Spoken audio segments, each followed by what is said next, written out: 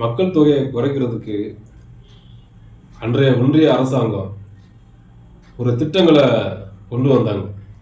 அந்த திட்டத்தை இந்தியாவிலே ப்ராப்பரா, அதாவது உறுதியா கடைபிடித்த மாநிலம் எதுனா தமிழ்நாடு.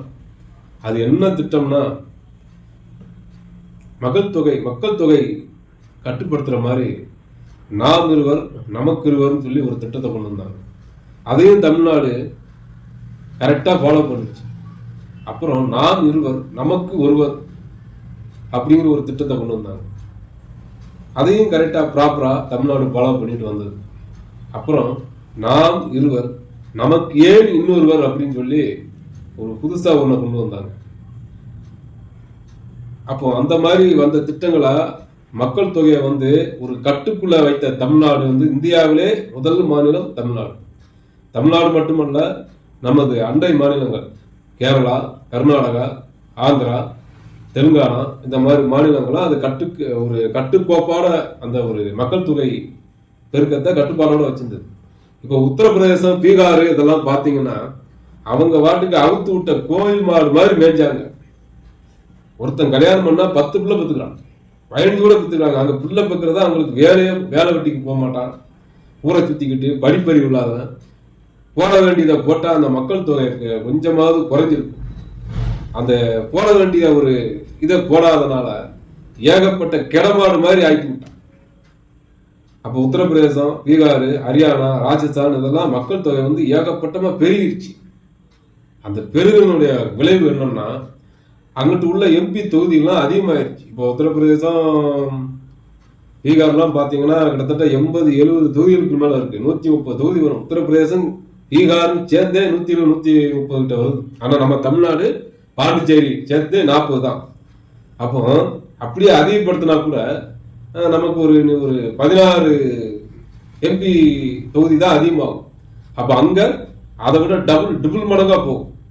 80ங்கிறது 120 வரும் உத்தரப்பிரதேசம். பீகார் அது மாதிரி தான். 70ங்கிறது அங்கேயும் 50 அதிகமாகி அங்கேயும் 120 ஆகும்.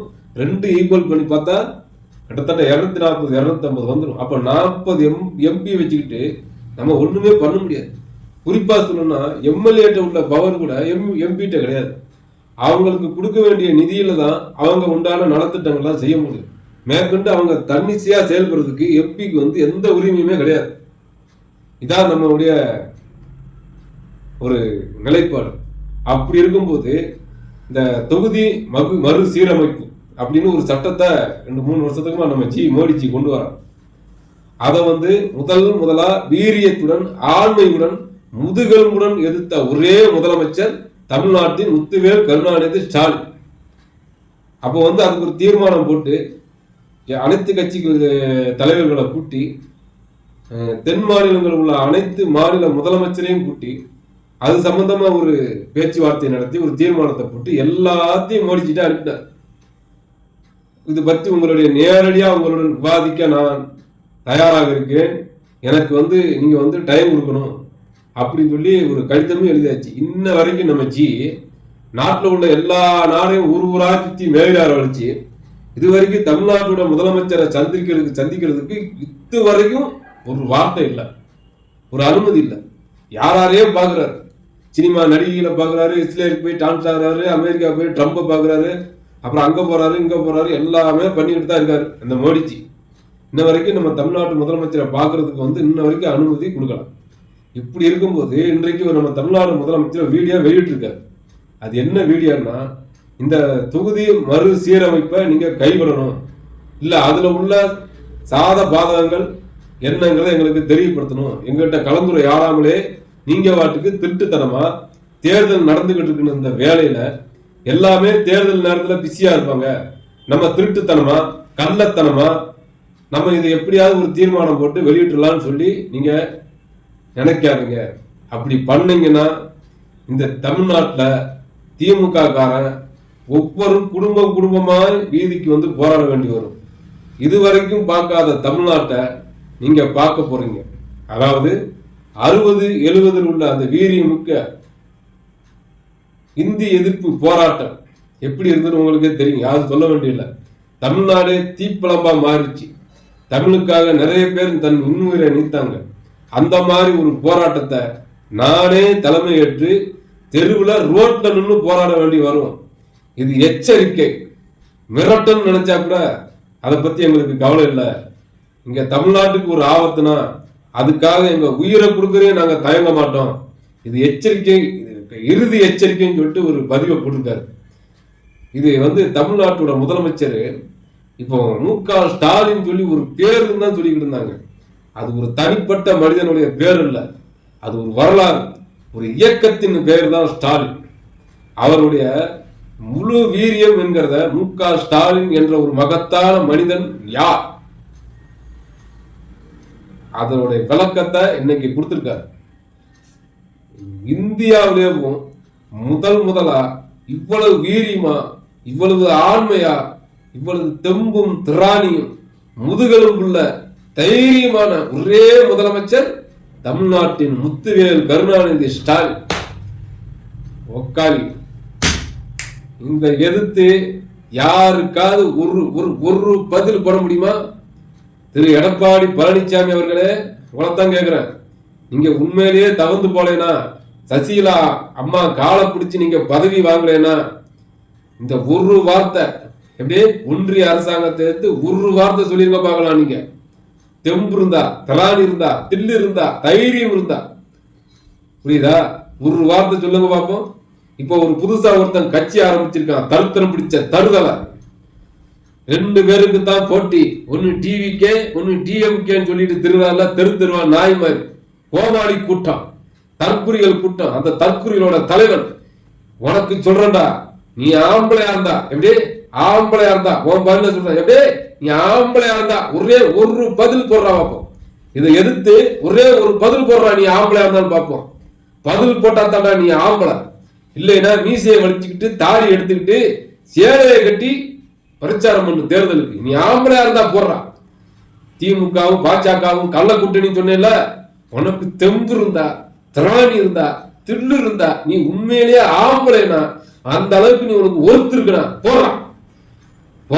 போடுறா வீடியோ. நீ ஆம்பளையா இருந்தா போடுறான். தற்குறி தலைவன். ஒரு பாலியல் பொறுக்கி யாரு, சைமன் செபாஸ்டியன் பிராமண கடப்பாறையை கொன்று திராவிட கோட்டையை தகர்ப்பேன்னு சொன்ன, நீ போடுற பாலியல் பொறுக்கி, நீ போடுற பாப்ப. நீ முதுகெலும்புள்ள ஆண்மையுள்ள முதலமைச்சர் போட்டிருக்காரு. யார? மோடியை எதிர்த்து, ஒன்றிய அரசாங்கத்தை எதிர்த்து. இது எச்சரிக்கை, இது மிரட்டல். நீங்க நினைச்சா கூட அதை பத்தி நான் கவலைப்பட மாட்டேன். என் தமிழ்நாட்டுக்கு ஒண்ணுனா உயிரை கொடுத்து ஒவ்வொரு திமுக தொண்டனும் ரோட்ல உட்கார்ந்து போராடுவான்னு சொல்லியிருக்காரு. தமிழ்நாடே ஸ்தம்பிச்சு போகும். மறுபடியும் ஒரு மொழி போராட்டம் மாதிரி தன்னுடைய சுயமரியாதைக்கு ஒரு போராட்டமா மாத்திராதீங்க, தாங்க மாட்டேங்க. தமிழ்நாடு தம்பிச்சு போகும் சொல்லியிருக்காரு. யாருக்காவது வருமா? இந்த தமிழ்நாட்டுடைய முதலமைச்சருக்கு இருக்கிற அந்த தெம்பும் திராணியும் ஒருத்தன் தமிழ்நாட்டுல இருக்கானா? எல்லாம் ஓடிட்டான். ஒருத்தன் படையூர்ல போய் சரக்க போட்டு குப்புறப்பட்டு தூங்கிட்டான். எடப்பாடி பழனிசாமி நம்ம இன்னும் ஏதாவது நக்கிறதுக்கு, இன்னும் கால வாடுறதுக்கு ஏதாவது கால் இருக்குமான்னு சொல்லிட்டு தேடி போய் காலா தேடிக்கிட்டு இருக்காரு. இந்த பாலியல் பொறுக்கி நிறைய பேரை கற்பழிச்சு கருவை கலைச்ச பாலியல் பொறுக்கி சீமானும் வாய மூடிக்கிட்டு இருக்காரு. அன்னைக்கு வீரியமா பேசுனீல, கை தட்டிக்கிட்டு பிராமண கடப்பாறையை கொண்டு வா பார்ப்போம். பிராமண கடப்பாறையை கொண்டு வந்து இந்த தமிழ்நாட்டுடைய தொகுதி மறு சீரமைப்பை நிறுத்து பார்ப்போம். பிராமண கடப்பாறையை கொண்டு நீ மோடி கோட்டையை இடி வட. நீ உண்மையிலே தமிழன்னா ஏண்டா, நீ உண்மையிலே தமிழன்னா இதை செஞ்சிரு பார்ப்போம். நீ செய்டா. நாய்களா, தமிழ்நாட்டை ஏமாத்தி பிழைக்க வந்த எச்சக்கல நாய்களா, எங்கடா போனீங்க நீங்கெல்லாம்? ஒரே ஒரு பதில் கொடுக்க பார்ப்போம். இன்னைக்கு ஒரு ஆண்மையுள்ள முதலமைச்சர் போட்டிருக்காரு, ஒரு மு.க. ஸ்டாலின். அவர் தான்டா. மறுபடியும் நாங்களும் சொல்றோம், ஒவ்வொரு திமுக தொண்டரும் சொல்றோம், எங்க தலைவரோட வழியில நாங்களும் அணிதிரள்வோம். மீண்டும் ஒரு மொழிப்போர் மாதிரி ஒரு மிகப்பெரிய போராட்டத்தை தமிழ்நாடு ஏற்படுத்தும். இது நடக்கும். தொகுதி மறுசீரமைப்பை நாடாளுமன்றத்தில் மசோதா தாக்கல் செய்யப்பட்டால் மோடி அவர்களே உங்களுக்கு எச்சரிக்கை விடுக்கிறோம். ஒவ்வொரு திமுக தொண்டனும் ரோட்ல வந்து குடும்பத்தோட உட்கார்ந்தா தமிழ்நாடு தாங்காது. டெல்லியோட கோட்டையை தவிடுபடி ஆயிரும். எச்சரிக்கை. எங்க தலைவர் சொன்ன மாதிரி தான், இதை நீங்க மிரட்டல் நினைச்சா கூட ஐ டோன்ட் கேர். தமிழ்நாடு போராடும், முடிவில் தமிழ்நாடே வெல்லும். ஸ்டாலின் தொடரட்டும், தமிழ்நாடு வெல்லட்டும். நன்றி.